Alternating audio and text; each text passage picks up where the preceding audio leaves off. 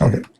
Hey everybody, how's it going? Dan Shinder here, and I'm so excited about this episode as I am every episode. But this episode's a little bit different. My guest is the one, the only, the big cheese. He's cut the cheese. Say cheese and smile. No Swiss cheese. There's no holes in his plan. He's got a book in his hand. That's my edition of the hernia wrap. We'll call it the hemorrhoid snap. John Bermuda Schwartz, how you doing? Hi. Good. I'm doing good, Dan. Thank you. Good. Oh, it's so exciting to have you on for Oh, thanks. this. What I Hello, everybody in Drum Talk TV land. Yeah, and I consider this a special episode because you have something really, really special that we're going to talk about that you've been kind of sitting on for years and years and years. But folks, tell us where you're watching from. John's in Los Angeles. I'm in Globe, Arizona, 100 miles east of Phoenix, and we want to know where you're watching from. We'll take questions. If you're not familiar with Weird Al Yankovic, now is the time to dial in. John's been the drummer forever. Get a load of this. It's been the same band members for 38 years.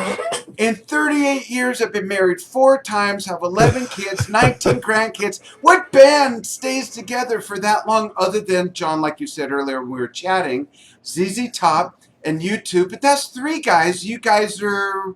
It's 4, it's the 4 core band members. Yeah. Even if you count Ruben on keyboards, he's been around like 30 years. Yeah. So, we still got a ton of band speed. Yeah, but you're still hazing him as the new guy, right? Oh, yeah. And all those gold and platinum records on the wall back there are just a smidgen of what they've accomplished as a band. Yeah, staying together that long. Isn't that crazy? Wow. Amazing. So, John, we've been very lucky, and the fans have obviously made it all possible. I mean, we wouldn't have all this if they didn't go out and buy records. I remember when people bought records. It's been a while, but yeah. They used to buy albums and songs and singles and cassettes, and stuff, 8 tracks. And they're kind of coming back, the albums. And I think the thing I'm most excited about that whole aspect is that I still have not gotten used to this, where an album cover is reduced to this thing, and I have to get this out to read the liner notes. It's like, oh, I know.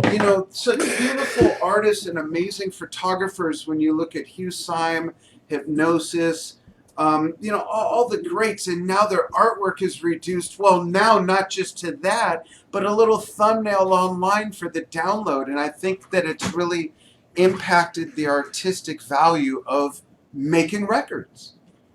Well, it's a package. I mean, it's the whole thing. It's not just the music. Right. It was holding the album and reading the lyrics while you were listening to it and looking at the pictures and reading the credits, for other musicians, seeing who those players are and who the engineers are and who got thanked and all of that stuff. It's very cool. If there's people pictured on the cover or in the back and they're not listed somewhere, you're trying to figure out who they are. Is it someone's, wife or girlfriend, or is it a cop? Is it, one of the engineers? I mean, it was something you took in as a whole. It wasn't just about the audio, and in the last, 10 to 15 years, with the proliferation and the capability of the internet, it has become an audio thing. Yeah. I mean, yes, you can download videos, which we didn't really have 40 years ago, that we could access. But, that's sort of cool, but it's still not a package. It's still not something to put up on the shelf, Exactly. And I like putting things on the shelf. And we have something to put on the shelf. It's your book that's coming out soon. Let's talk about the book. Folks, you can see the cover on our player. But, John, why don't you snap up that other background? Whoa! Look at that. Black and white and weird all over there. He is All Weird Al over. Yankovic. All over. Now, that picture is from somewhere between 83 and 86, right? That was from 1983. And Al has not changed. What is the deal? He took off the glasses and the mustache and stuff. But he's always he looks the same. I mean, he hasn't really changed much, and a lot of that is just his diet. He's been vegan and vegetarian for well over 30 years. Wow. And I have to attribute, that to a lot of it. Yeah. I don't think he goes out in the sun a whole lot. So his, skin isn't, he's not getting a whole lot of unnecessary wrinkles and stuff. Right. And he takes good care of himself, Yeah, that's awesome. let's talk about the book. And first, I have something to say, and then I'd like you to talk about the book and this labor of love. But we're going to show a bunch of pictures, folks, about 8 or a dozen pictures from the book, so you get a killer sneak peek. But yeah, go ahead. Oh yeah. Hang on a sec. I was going to reference those. Okay. Doggone it. Hang on. No worries. While you're doing that, I'll tell my little story. I grew up in Los Angeles. I grew up in the West San Fernando Valley, and I remember late at night, I think it was Sundays, I remember turning on KMET, my favorite rock station, the rival to KLOS, right next door on the dial, and listening to Dr. Demento and laughing my arse off to Monty Python, to Weird Al Yankovic. I mean, he was like the trademark music soundtrack of everything Dr. Demento did. Weird Al was there, and you were there. Your guys' music was there, and I grew up on this stuff, and here I am, a grandpa, interviewing the drummer who's been with them forever. John went to school with Abraham Lincoln, by the way. We'll get to that after the book segment. Just kidding. You guys started young because you're really not that much older than I am. No. You're 30. I'm 34. Exactly. So, not bad. Exactly. So tell us about this labor of love. And folks, I'll give some shout outs in a moment. Keep the comments coming. Keep questions coming. Tell us where you're watching from. Let me put it this way. I always had a camera in my hand since I was a teenager, and I had a dark room at home and developed my own black and white film and printed pictures and stuff. And so I always had, which looking back, I mean, that cost money, even if you didn't take stuff to a lab or a photomat back in the day. Yeah. That still cost. You had to go buy chemicals and paper and stuff like that. Everything. Yeah. And so I always just had a penchant for shooting photos. So when I met Al, I mean, literally, the night I met him, I didn't have a camera with me. That would have been a little presumptuous. That was the night we were on the Dr. Demento show live. And I thought, you know what? I was there being interviewed, actually. Oh. And I thought, not the time or place, but the very next time I saw Al, I had a camera in my hand. And I probably, every time I saw him or anybody, any of my bands, I always had a camera with me. In the same way we now have, if you have a smartphone, you have a camera. You can always take pictures, videos. I mean, you can, and you don't even think about it. You're ready to take a picture. Well, that's how I was with the camera in my hand. And at some point I had 2 cameras. One had black and white film, one had color. Oh, nice. So on the video sets I shot both. Now, in the early days, I only shot color. I wasn't living at home anymore. Processing they black and color then? Oh yeah. Only 2 colors, but through the magic of Photoshop, you can make them look pretty reasonable. So, like this brick wall, for example, looks. I mean, it's knock. It's real brick, right? Yeah.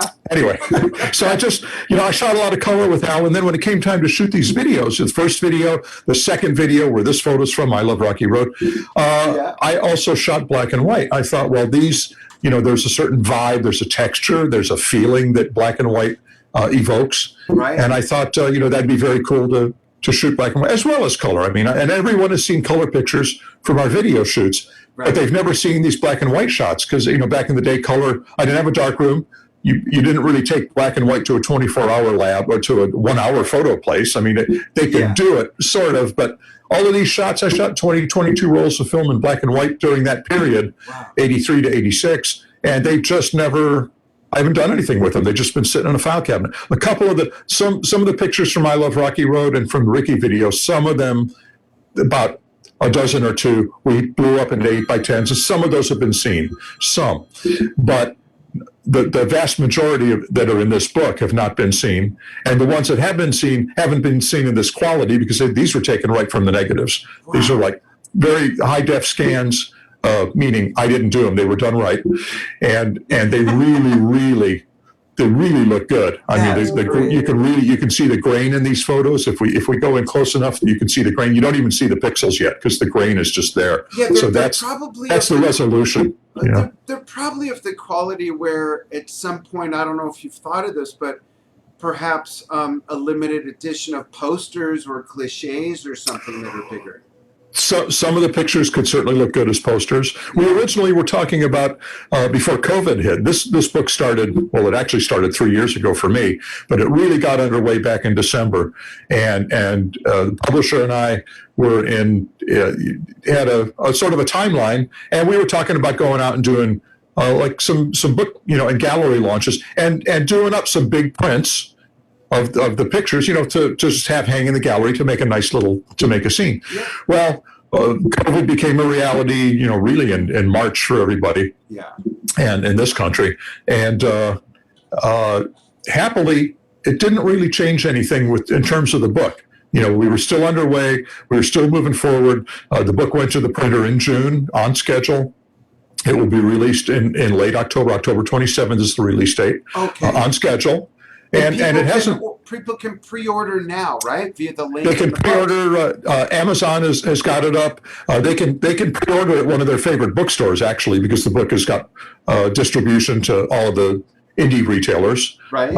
Barnes and Noble will have it at some point. It's not in their system right now, but Amazon's got it in their system, and it is already. It's funny, they don't have a graphic of the book up yet. It's been up. Well, it's been up for a little over 24 hours, but they still don't have a graphic of the book yet. The book is a #1 bestseller in celebrity photography. Wow. In some other photography, I forget what kind of thing. It's like the #1 seller, and it's #1 in musician and composer biographies, which is interesting because it's far from a biography. There's some text in there. The book is chapterized. There's 6 chapters that have to do with the Ricky video is a chapter. I Love Rocky Road. Eat It video is a chapter. There's a couple of chapters of us in the studio. The Living with a Hernia videos and so on. So I've got a little bit of text, and it's mercifully short. It's 2 or 3, 4 short paragraphs talking about the images or some anecdotes from that shoot. In some cases it was 1 or 2 days. There's a 3 or 4 day period where we're in the studio. So it talks a little bit about that, but that's the extent of the text, really. I mean, my introduction, and Al wrote the foreword. I mean, the introduction and the foreword comprise the bulk of the text for the entire book. Yeah. The rest of it, 98% of the book is these photographs, no captions, no nothing, just It's literally a photo book. And they really turned out great. I mean, they really... Let's show some of them. Let's go through the list. I'll bring up the cover first, okay? So John and I coordinated this so that I can click through these and he'll describe them, even though he can't see them. He'll know which one's up. So let's bring up the cover first, which is right there. There's Weird Al, and there's the name of the book. Where was that one shot? The cover? Do you remember?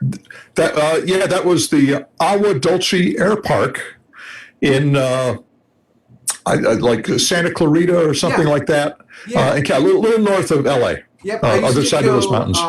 Hiking and on picnics there with my parents when I was young. It's where all the rocks are on like 40-degree slant. Yeah. That's Agua Dulce Park, which is kind of nearby there. Okay, yeah. That's near the Vasquez Rocks. Yeah. And all that. Okay, so it's near there. And it's literally an airstrip with a small building that was set up as like a diner, I guess. It had a counter in there, a lunch counter and booths and stuff. So they thought, great, this is a great place to bring a bunch of people out and equipment, and it was probably cheap to rent because it was empty. I don't think it was a functioning diner at all. Right. And they set it up like sort of a malt shop, an ice cream shop kind of a thing. And that's where we shot it. And it was about a 24-hour shoot. It started early in the morning, as they do, and went well past midnight, as I recall. And so that was shot outside, not facing, I mean, he was probably standing on the airstrip. Yeah. And I don't even think that was necessarily during a scene. I mean, I if I'm not in a scene, I'm shooting the picture of the scene being shot. Right. But that was, I think, hey, I'll come over here, let me shoot some pictures. Oh, okay.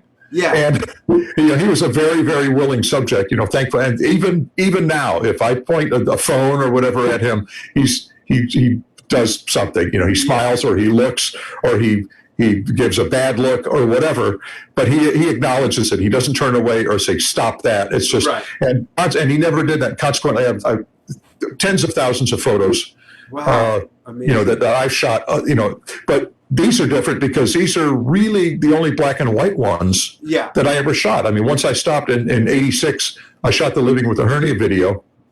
Now's the last time I shot black and white of any kind. So that's part of the lure. One, they have a certain texture. Two, of course, it's Al behind the scenes, which there's some photos, but not as many as these. Yeah. There's some cool people in some of these shots. They're black and white, but they've never been seen before. And the ones that haven't been seen in this quality. And that's the whole purpose of this book. It's not just, he's trotting out these photos again. Well, some of them, yes, but they look great now. Right. Let's look at this has got to be one of my favorites. It's coming up, folks. Number one, tell us about this. Are you playing Babalu right there? That's from the Ricky video, and that's Al as Desi Arnaz as Ricky Ricardo for the video, and playing the conga drum. And there's some lyrics in there that refer to the conga drum, but of course that was Desi's instrument. Yeah. So that's just, and again, that was just hey Al, look, and he's It's funny. I actually thought it was you. Oh no! Well, because I know you're in some of them. I totally forgot about this video. Right. Well, that's Al sans mustache. Yeah. And with a short wig on. Yeah. So that's the first time, to my knowledge, that he had cut off his mustache, and he shaved it off. And I have photos of him in the bathroom shaving his mustache. Awesome. But they're color, so they don't go in the book. Right. But a couple of those have been seen. I mean, I've put those online. I mean, they're not, if there's anything Al really was embarrassed about, he would tell me. Yeah. And by the way, all of the photos in the book, and there's some that I thought were maybe a little embarrassing. I ran all of them by Al before, doing this to him. And he said, no, all good. I said, even that one and that one and that one. He says, yeah, go for it. That's great. So everything, he's not going to be mad about anything that's in the book. Good. I love this one, number 2. It's a very classic behind the scenes type of photo. There's the photog again. That kind of look. Yeah, that's one of only. There's only been a few times he's sort of given me that look, like, all right, enough with the camera already, Bermuda. You got enough photos today, right? That's which of course makes a great photo, right? Yes. I've got a photo. I got a photo of him with his hand up. I mean, I've got a photo of him doing this. I mean, kind of like, enough with the camera, but not very many. I mean, there's a half a dozen of those kind of photos. That's a great photo. If you didn't know that he was giving me the stink eye, you would say, wow, that's like a really nice, serious photo of Al. But it's more like, all right, put the camera away kind of photo. So had to put it in the book, and Al said, okay. So there you go. That's great. I love that one. Let's go to number 3. I love all of them. I should just stop saying that. I love all of them. Number 3, on the counter of the faux malt shop you were talking about. Right. Again, that's the I Love Rocky Road video. Yeah. And that was, I don't remember if there's a scene like that in the video or he was just doing shtick for me. I mean, there are scenes of him on the counter, but I don't know if that was a post shot or if that's something I shot while the camera was also rolling. I mean, again, if I'm not in a shot, I've got my camera and I'm taking pictures of Al being in the shot, and I'm making sure I get the camera and the lights and just very behind the scenes. And that's something that you don't really see a lot. I mean, you see it a lot now, the making of videos of things, but you didn't really see that back then. And that was what was cool. I mean, these weren't, plus I was the only guy on set with the camera. I mean, the video camera, but I was the only guy doing production stills. Yeah. Even though I didn't know what that meant, I shot photos, and they turned out to be production stills. They turned out to be valuable, in some way. Oh yeah. Let's go to number 4. I love this. Is great. That's airplane. Now, I have to preface that. It's like, well, if you shot, I mean, I'm the photographer in this book. Well, if you're the photographer, how come you're in some of the pictures? What did you set it up and run back and take a selfie? Not quite. In this chapter, in the I Love Rocky Road chapter, musical Mike Kiefer was in the video, and he's the guy that does a hand thing, and he's in the video, and he's in a couple of scenes, but when he wasn't in a scene for most of the video, he's an old friend of ours and one of Dr. Demento's cast members on the show back in the day, and he, and also kind of the discography kind of guy. He was the authority on old 78s and stuff like that, along with Demento. So any pictures that I'm in, he took them. with my camera. He's the one. Okay. So he's the one. He's the guy who makes this not 100% my photo book.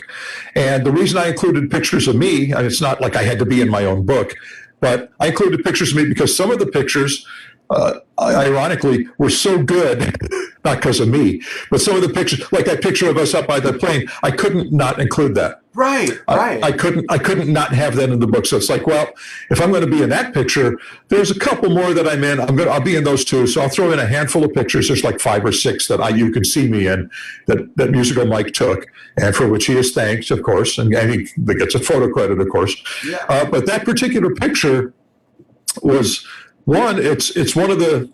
It might be the only picture where all 4 of us and Dr. Demento are in the same picture. Yeah. And it's a nice picture. It's a decent picture. So the picture originally was a smaller photo in the book. Now, I had complete editorial control over this thing, which meant they cooked something up and ran it past me. And if I had something to say about it, they would consider it, or they would do it, or they would say no, or what. But I always had. Everything was run by me. So that was the one change. Everything was laid out really, really nice. I think that was the one change I made. They originally had it as a smaller picture on one page. I said, that's the only picture of everyone together in this entire book.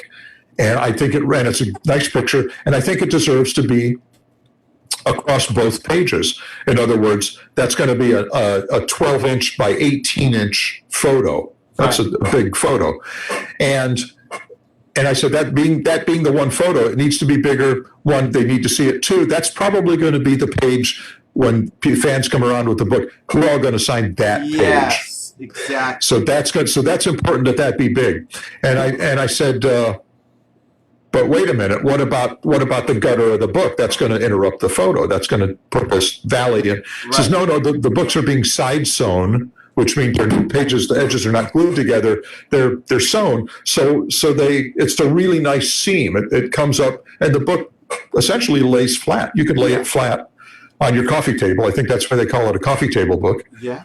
And you can see, except very thin thread down the middle, it's flat. So there's no gutter to, messing up any of these photos. So once they told me that, because there's some photos that go across both pages, not all the way, but somewhat, and just for effect, and they're going to look good. They're going to look really well. They do look good. I've seen a layout of the whole book, and everything that's in there is really good. They made some really good layout and editorial decisions, and I'm very, very proud. It's 1984 Publishing is the company, and Shane and Desiree Lewis worked on the layouts and fixed up some of the things. And they're youngish, and they happen to be Al fans somewhat. So they, in laying out the book, they knew what should be big and what should be chosen. I mean, they went through a lot of photos and picked out the best ones. I thought I picked out the best ones. They really picked the best ones and narrowed it down to a manageable number. I mean, you can't, we would have a book this thick if we had all of the photos in there. Yeah. So if there were 10 photos that looked really, really similar, they, I thought we really don't need all 10. We could get by with, 1 or 2 maybe, or 3 maybe, but we don't need every single stinking photo in this book. So they made really, really good decisions. And the only thing I think where I had, a suggestion was to put this one photo across both pages, and it was specifically for signing purposes. Right. I really wanted to be able to open up the book and have everyone's signature on one page, which means fans have to be able to get to all 4 of us, which is not that difficult, really, when we're on the road. But they have to also get to Dr. Demento, and that's not quite that easy. But, right. I'm sure some of the fans that have a book that can see him once in a while, they're going to bring him a book, and that's the page. I'm going to recommend that, when you go in and you sign a page, sign that page. There's also a really nice, and I think it goes across 2 pages, of Dr. Demento standing at the cash register. Oh. Just kind of behind the counter. And that's like a really nice, that's a really cool shot of him. Great. So if he wants to sign that page, he's welcome to do that. Yeah, perfect. Let's look at number 5 is coming up. Yeah. Talk about this one. That's, Al had not seen a mic prior to that, apparently.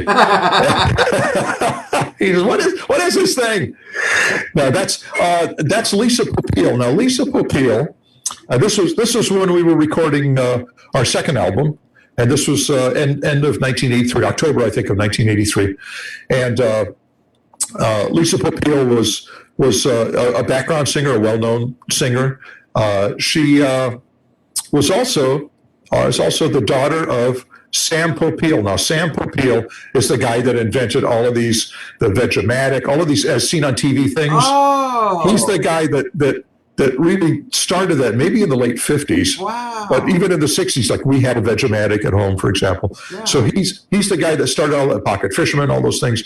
And Lisa is his daughter. Wow. And then her brother, Ron Popeil, who's the guy you've been seeing on TV for the last 20 years, yeah. who's kind of carried on the tradition and made all these other things, the hairspray business and all these other things that he's got. That's her brother. Wow. And he's also the head of Ronco. Yes. Had record albums and all sorts of other, cool things. Anyway, so there's sort of a dynasty there. And she was in there recording a song called Mr. Popeil.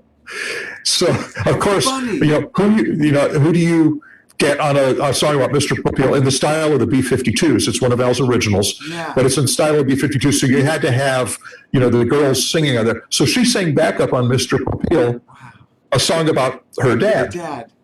But she continued to work with us over the years. She went on the road with us in 2019, last year, with the Symphony Tour. Oh, wow. She was one of the 3 backup singers on that tour. Wow, so it was very cool. I think very cool. Very nice. I don't think we did Mr. Popeil on that tour, but and the fans all know who she is, and it was just really cool. So she worked on that album and some others with us. And is also a good friend of ours as well. And so that's Lisa Popeil, and that's why she was there specifically.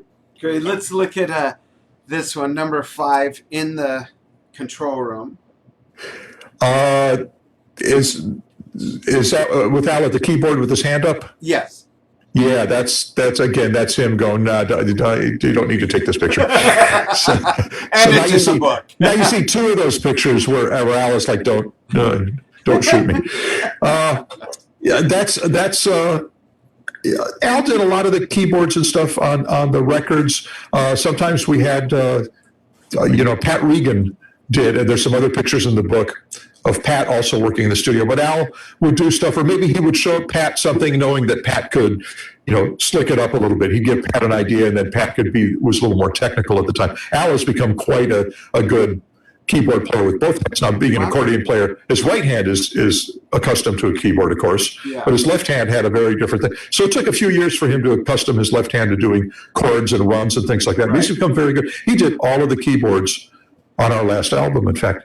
Wow. And he's had a keyboard. He's had Ruben on keyboards for, however many years, since 91, 92. Yet Al, did all the keyboards on there. Oh, wow. And not because Ruben can't play. I mean, Al was just like, I got this. I'm good. Yeah. I can play keyboards. Yeah. And skips a step. Just go from his head to the keyboard. Yeah. And ironically, we had number 1 album with Al playing keyboards. I wonder if that coincidence. Anyway. Interesting. Could be. So the guy next to Al is his manager, Jay Levy. Who is still Al's Jay manager. Levy. Wow. And Jay had been around actually since 1981. Wow. And as Al's manager, and Jay was Dr. Demento's manager, and Al asked him early in 81 if he could kind of look after things, and before you knew it, there he was. So Jay is, for no apparent reason, holding my ratchet, I don't know why. There's also I think a picture in the book of Rick Derringer holding the ratchet. I don't know. It was a very popular item besides, me using it in the studio probably for the polka medley. It was a very popular item. Part 2 of the book photo. Yeah. Same book. Now here's a bigger version of Al. Yeah. Anyway, it's redundant, but I was getting tired of that brick wall. That's okay. And okay. Here's number 7, which is pretty self-explanatory, but go ahead.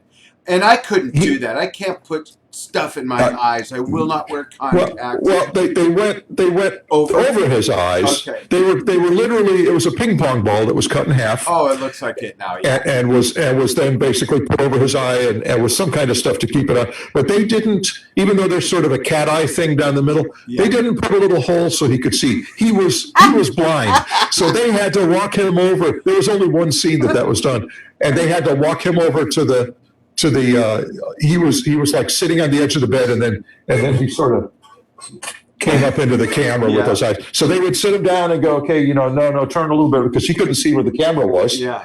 So they had to position him for the starting thing, and then, tell him, okay, turn around.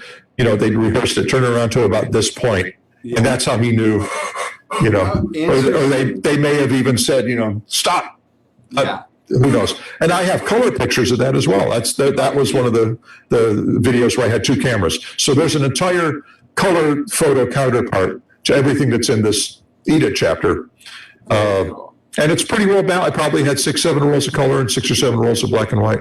But the black and white, and none of the black and white from Eat It has ever been seen. None of those have been seen. Wow.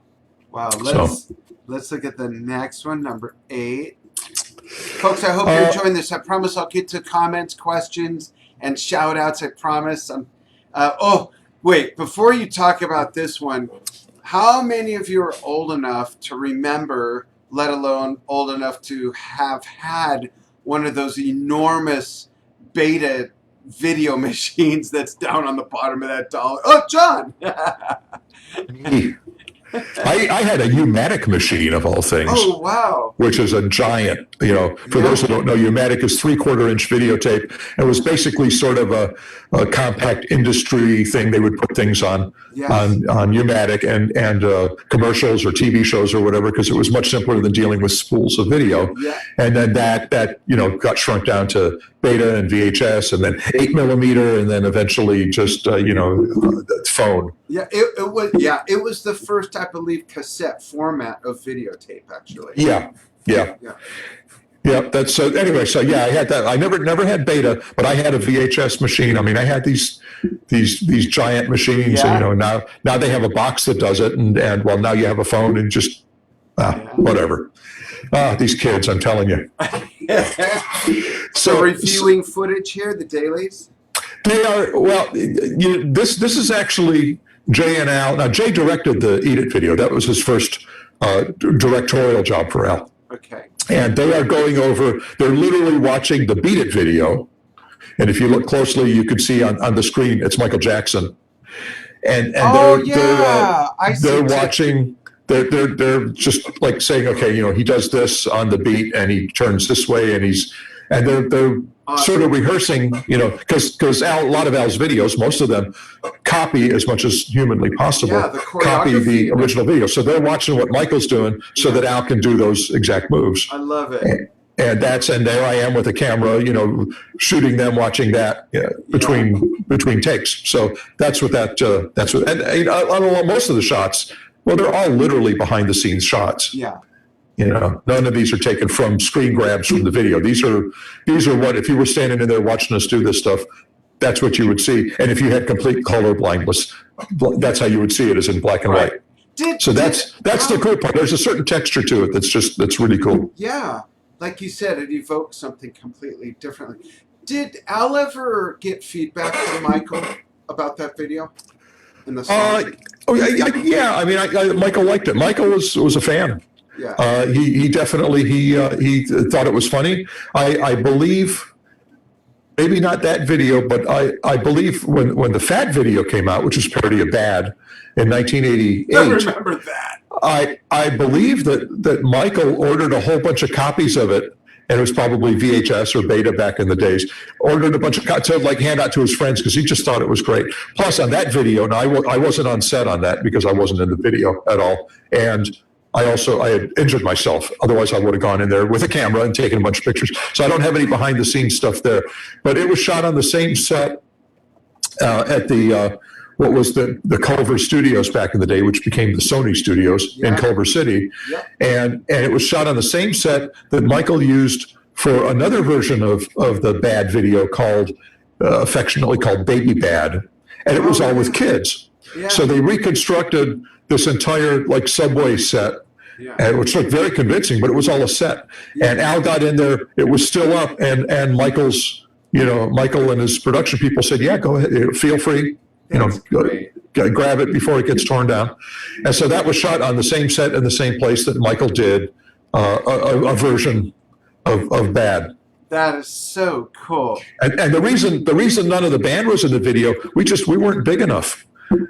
I mean, Really? there had to be like all those guys in there, all the heavy guys in there were all seriously heavy. Oh wow! We And I just remember Al's fat suit. I remember well, that. they made him a suit. They weren't going to do that for us, so they said, no, you have to really be fat to be in this video. So that's we weren't really That's invited to be in it. hilarious. Let's look So at I didn't get my dollar. Yeah, they give you $1 when you do that. Oh really? I didn't get my dollar, so I may have to put out a. Well, I don't even have Crowdfunding. pictures to put out a book. I was going to say I'll put out a book, and that way I can make $1. But I don't even have pictures from there, so whatever. That's so funny. This is a great photo. This is we're on number 9. Ooh, that's they were standing there ready to do a routine, obviously, and maybe Al was waiting for a light to be moved or for somebody to look through. Maybe they had the right shot. He's just kind of waiting and just kind of looking and all that. It's just like so. What the heck? I shot pictures. Yeah. Now the guy to the right of him, Yeah. on his left, but to the right, the guy in like the striped shirt, that's Vincent Patterson. Vince Patterson was also the white gang leader in the Beat It video. Oh really? So he came, and I believe he was choreographer on the Beat It video, or may have choreographed set up the dancers, and but he also worked with Michael. He worked with Madonna. I mean, he did a lot of choreography for a lot of people back in the day, and was in several of the videos. I think he was on board for Smooth Criminal. I mean, he really did a lot of stuff with Michael and everyone who was big. So that was extremely cool for him to be in there, and it sort of really ties it into the Beat It video a little bit more. So that's him standing there. Now in the book, I had some questions. And I was able to get a hold of him. Imagine not ever talking to someone for 35 years, 36 years, and suddenly you want to get in touch with them. And I was able to do it. And, of course, the first part of such a communication, I have to explain who you are. It's hi, I'm Sean Bermuda Schwartz. I was a drummer with Weird Al. I'm still a drummer with Weird Al. I was on set on the Eat It video and shot all those photos. So he would sort of put it, oh, you're the guy with the camera that was in everyone's face. Oh, okay, great. I said, well, I was probably with 2 cameras in everyone's face, but that's close enough. Yeah. Anyway, I wanted to ask him some stuff about that because I'm trying to get a hold of people so I can write a little bit of something interesting about these videos. Yeah. And because frankly, I and Al and even Musical Mike and some of the others who were key, we don't really remember that much. I mean, I asked Jay Levy about some stuff about the Eat It video that he directed, and he's like, la la la la la, I don't know. Yeah. And so I have to get in touch with some other people that and piece together some information rather than here's some Eat It pictures or something. Right. So I got a hold of Vince, and he gave me a really good tidbit of information, and I write about it in the book, and write about it. I mention it. And that is, there's a scene where he and the other gang leader have got holding this rubber chicken between them, like 2 guys fighting would have a rope or something or a cloth tied around so they couldn't get away from each other. And, they're doing that. And they had a rubber chicken between them. Anyway, he's got the rubber chicken. He went home with that. So funny. Well, if it hadn't been him, it would have been me. I mean, I collect all that stuff too. Yeah. So that would have been very, very cool. But he's got the rubber chicken, and I mentioned that in the book. So it was very cool that I was able to talk to him, and I got his permission to use a bunch of photos of him. Anyone who was prominent in the book, I asked them, one, would you like to see the photos? Can I run them by you just to make sure you're cool? Yeah. And I think without exception, everyone said no. We trust you. And Al had already approved everything anyway. And I may have told him that. I said, Al's cool with all of his stuff. Do you want a right of refusal on any of these? And nobody did. Everyone was like, no, we trust you. We know you're going to only use the best shots and, not any stupid shots of us. Although, frankly, that's, up for debate. I mean, that's a matter of opinion as to what is stupid or not. But they're all fun or cool shots. That's hilarious. Just for the sake of time, because I do want to get to some drumming questions, I'm going to show 2 more pictures, and I'm going to go back and forth between them. I'm going to show the A and the B photos. So here's John up close. It's coming up. Here's John up close taking a photo of Weird Al. Like, that's about as close as you can get for a close-up. And then here's the photo coming up that was generated from that. So we'll kind of click. There's the photo. There's John taking the photo. And the whoops, not that. And the photo again. And John taking the photo.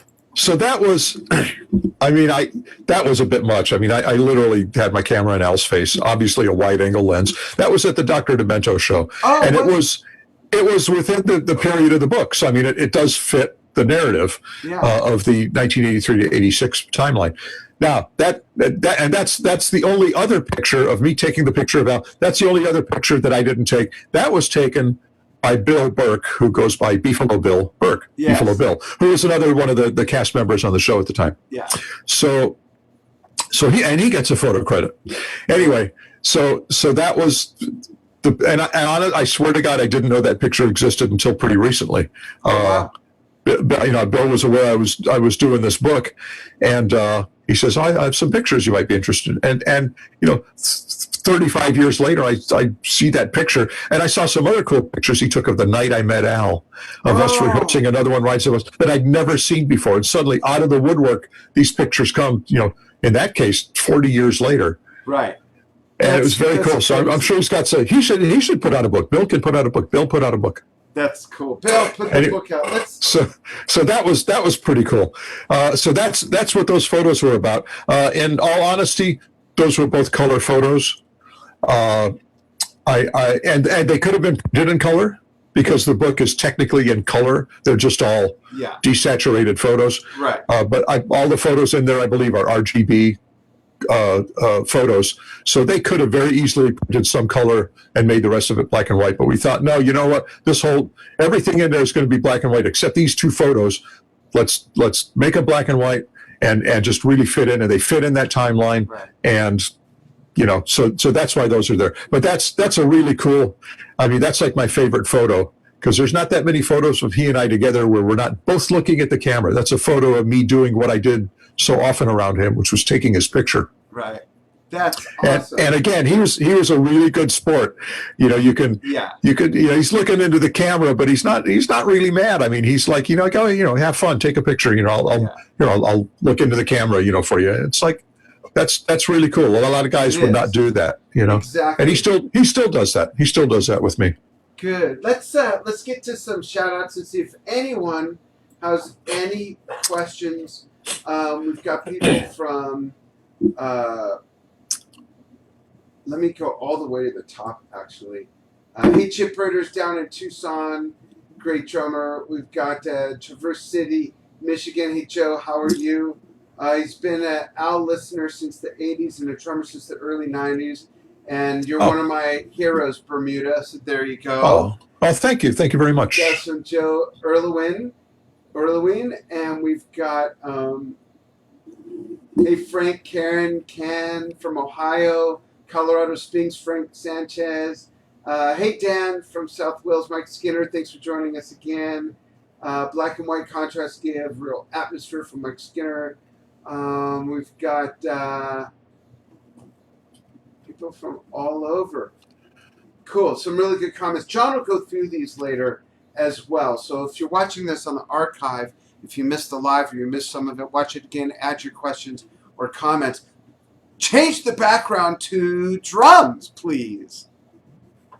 Ask and you shall receive. Let's talk some drums. That's got your north drum there. You got a north and a staccato drum up there. You got an old bass drum there. Yeah. You got snares.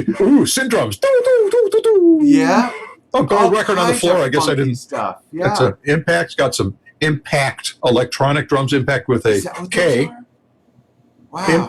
They're like I would bring them in a little closer, but yeah. Yeah, okay. You don't want to trip over anything.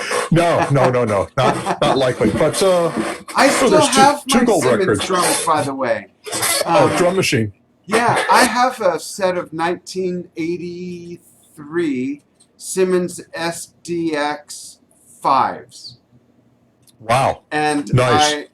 have not had them set up for years, but they were set up with my big, enormous kit. I never had them set up alone ever. They were just thrown in with my big kit.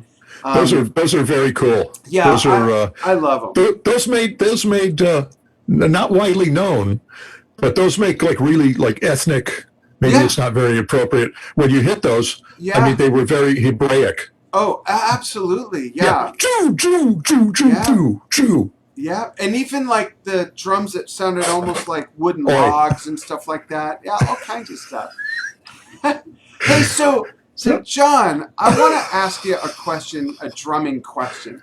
Okay. Unfortunately, we never made it to Bermuda. We were going to do the very first Drum Talk Tea event. It was going to be you, myself, my wife Venja, of course, Ray Islis, and Mr. De Los Reyes, both from Chicago. Peter Lockett was going to join us. We had some other great musicians, and we weren't able to do that. And the question I want to ask is, when we were putting that event together, these other musicians were each going to teach a class each day. It was going to be 4 days of classes, groups of 10 people, and they were going to rotate to each person's class. Wally De Los Reyes and Ray Islis were going to do a percussion and drum set class together. Peter Lockett was going to do world percussion. And then I can't give up the other names, but we were talking to some other amazing female drummers. That close to everything being done and signed, and then COVID hit and all that. But when we were planning everything, I asked you, I said, John, do you want a day to teach a class? And you said, no, I'm good. And by the way, folks, the reason John was going was because they named the freaking island after him, Bermuda. Come on. How could I not take Bermuda Schwartz with me? But he was going to be my co-host, co-MC. We were going to shoot a documentary around Bermuda. And John and I were going to go shopping and go sailing and go snorkeling, all these things with our two wives behind us. Because, behind every great man, there's a woman shaking her head. So our wives were going to come and do that. And when I asked John about doing class, he said, no, I'm good. And I said, I thought that was kind of weird. And I said, well, what's up? Like, why? And John, you were very honest in something you said that I want to bring up. And I'd like you to give the value to this. You said, most drummers just don't want to know about 2 and 4.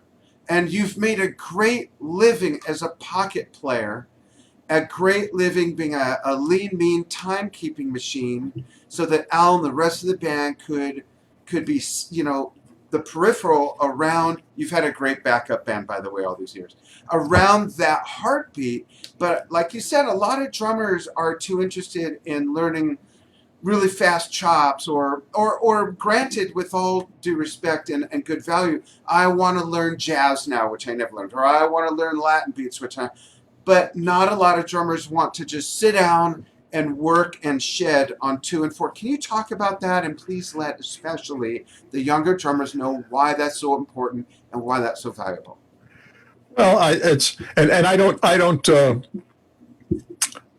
don't begrudge drummers or a musician of any kind that wants to shred, that wants to do a lot of technical. It's exciting, right? And it's very exciting. For those who don't know, John's actually the drummer on Brain Salad Surgery, on Zeppelin 4. I think you did 2112. That had some technical stuff in it. Yeah. They had this other guy come in on it. He went over my stuff and messed it all up. I don't know. It was really good before that guy. What's that guy with the shampoo? Anyway. I'm sorry to interrupt. I had to. But no, yeah, John definitely appreciates all sorts of music and styles of drumming. It's not an issue of that. Yeah, no, and I'm a big fan of technical stuff. I mean, I listened to all of Zappa's drummers early on, and at the time, and for me, and at my age, that was all very technical stuff. Even looking back, it's like, well, it's certainly all doable. I mean, now, by the time you got Vinny and Chad and Terry, that was like another level. But I'm talking about Jimmy Carl Black and all the guys, and Ralph Humphrey coming in and playing, and even and Chester Thompson was the beginning of the really. Right. It's the like, evolution. I don't know if I'll ever be able to do some of that stuff. Yeah. And but I finally learned to play all the parts on Apostrophe, almost all of them. Oh, that's my favorite. I could do one of the songs. There's one song where they're playing 2 and 4. Yeah. Uncle Remus. That's about as I could play that. Now the whole 2 and 4 thing, and again, I don't want to say that there aren't places to employ more technical skills. The problem is that people that learn all that stuff think they're going to go out and change the world, and that doing all that stuff means you're a good musician. It may mean you're a good drummer, but that's really not what most music forms look for in a drummer. I mean, a drummer is first and foremost, in most forms of music, a timekeeper. And the foundation. Now, that doesn't mean you're supposed to just do a straight time beat. I mean, it doesn't mean turn on a metronome and suddenly that's good. Yeah. But that also doesn't mean to overplay. Now, there's some forms of music where playing 2 and 4 would have you kicked out immediately. Yeah. So I'm not saying there's some, and I'm not saying play 2 and 4 so you make money, because that's where most of the money is. And truthfully, it is. But I'm saying do that because it's the groove. I mean, that's the, if you don't really enjoy playing 2 and 4, maybe you just don't enjoy playing drums. Yeah, I enjoy playing say 2 something like that. Yeah, I mean, it's just I think first and foremost, you have to like playing drums. Yes. And that's the, if you want to be a drummer so you can do a bunch of fancy stuff, you're doing it for the wrong reasons, and you're probably never going to make a nickel. And worse than that, you're probably not going to find anybody who'll play with you. Yeah, and if you play 2 and 4, and if they want more from you, they'll say, you spice that up, and then that's where you can get a little bit, go get a little bit crazier, get about 10% crazier, and you do it then. But you don't come in and so many tales of guys that come in and do all this fancy stuff, and they don't get the gig, and they don't even understand why. Right, and I was gonna say that no matter what kind of music you play, whether it's salsa, whether it's a samba, whether it's really deep progressive rock, whether it's AC/DC-esque, no matter what style of drumming you play, jazz, old school jazz, whatever, getting really good at just keeping time and learning what the groove is all about will make you better at anything else you ever want to explore. Because if you don't have that to come back to for the verse or the bridge or whatever, it just all around it's where it all begins, rudiments and that, and the rest is all your personality and all extra. So thank you for addressing that. Before we run out of time, and I just got the message from Stephen. Thank you, Steve. I want to ask you the Bermuda Schwartz fun fact question, and I'm going to do something with you that I normally don't do. Usually the question is this: John, when you're not playing drums, working on music in any way, what do you like to do? But I'm also going to throw in photography. So when you're not doing photography, when you're not playing drums, not doing music, what's the John Bermuda Schwartz fun fact question? Sleep. I sleep. No. No. You know what? God. Well, I have a lot of stuff that is involved with drumming. Right. So I spend a lot of time online in drum forums, and I'm very accessible online. So people ask me questions. I watch TV. My wife and I take vacations. Not this year, sadly. We've had, in addition to the Bermuda trip, there were a couple of other trips we had planned that we couldn't do, unfortunately. Right. And that's a nice getaway. But really, I'm content sitting in front of the computer and frankly, I have a TV behind me, behind the green screen. Yeah. And which is, it became a magenta screen. Where's my green screen? There we go. Okay. That's pretty green. I think that's more exciting than anything else we've seen so far. No, I'm not going to do that to you. Here's my CD collection. There for you. You go. Now, John's on every one of those CDs, by the way. I've looked at every. Honestly, about 10% of those are still shrink wrapped. Wow. I buy a lot of CDs and I haven't listened to them. I was given a CD that I'm on. This is Rip Masters I've been playing with since 1981, second only to Al in terms of my longevity. Yeah. And I haven't even opened it. It's still in its shrink wrap. How funny. Of course, I was there. I sort of remember the songs. Is there a common thread in the type of places you and your wife like to go on vacation, or is it just, no pun intended, all over the map as far as the theme? Like, is it big cities, somewhere tranquil, somewhere exotic, somewhere obvious? Like, what's the deal? There's a little bit of both, but we're also not afraid to go to the same place repeatedly. If we like somewhere, why not? We'll go back. It's not like, we've been there and we've seen it, and it's like, but we enjoy being there. Right. Like you go to a restaurant, And You're not you gonna want to go go once. again. It's not like, oh, we went once, we went there once. We'll try every time we go out. We'll try something different. Right. No, it's like if you like something, you like a movie, you want to see it a few times. You like a record, you listen to it a few times. So do you both agree on what your favorite destination has been? Do you both agree, or do you have two different picks? No. There are. I think we agree that there are some specific places we really like. We love Hawaii. Okay. We love Vancouver. We love Toronto. Woodland Hills. We love Woodland Hills. Pacoima is nice this time of year. There's a restaurant there we went to one time. We love London. I think I guess maybe London would be our favorite place. Really? We've both been all over Australia. Yeah, and then me I've too. been back several times on my own. But I think we agreed that Sydney and Melbourne are pretty cool. Great. We love those places. But I think London is, if we had a choice of anywhere we could move, without any kind of citizenship or cost restrictions or whatever, I think we would probably go to London or awesome. thereabouts. And we really like London. So we haven't been in about 10 or 12 years, but that's great. we enjoy that. And I've been lucky enough to get back a couple of times with Al. And just really, I love it there. I feel very comfortable there. If there's such a thing as reincarnation, I imagine that in a past life, I may have been British and lived in London, and because it just all seems very, very, it makes me feel very good there. That's great. John Bermuda Schwartz, thank you so much for taking time to join me. Folks, John's going to be checking this over the next few days. So if you missed anything or if I missed any questions, we're running out of time, just in time, as Stephen Shinder says, our associate producer, to be able to put it on Instagram and make it fit, which I do want to do. So that's the only reason. John and I could talk forever, and we have. Thanks for joining us, John. I really appreciate it. And congratulations on your project. I'm so excited about this. Oh, thank you so much. I'm really looking forward to it. October 27th is the date it drops. Don't drop it, but the date it shows up everywhere. And you can pre-order via the link in the post. Yes. All right. Yes. Thanks, everybody, so much. And stay safe, everybody. John, hang on the line with me. And, folks, we will see you tomorrow, Wednesday the 12th. Wednesday the 12th at noon Pacific, 3 Eastern U.S. times. Dr. Nadia Azar joins me for another edition of Drumming Health. She's a professor of kinesiology, so we'll talk about repetitive motion injuries, drumming injuries. And I don't mean the kind of drumming injuries where your lead singer's bending your ear. That doesn't count. Schlepping your gear actually does count. So join us then. And then on the 15th, Greg Bissonette joins me for the first time on Drum Talk TV at the same time. We'll see you all soon. Take care, everybody.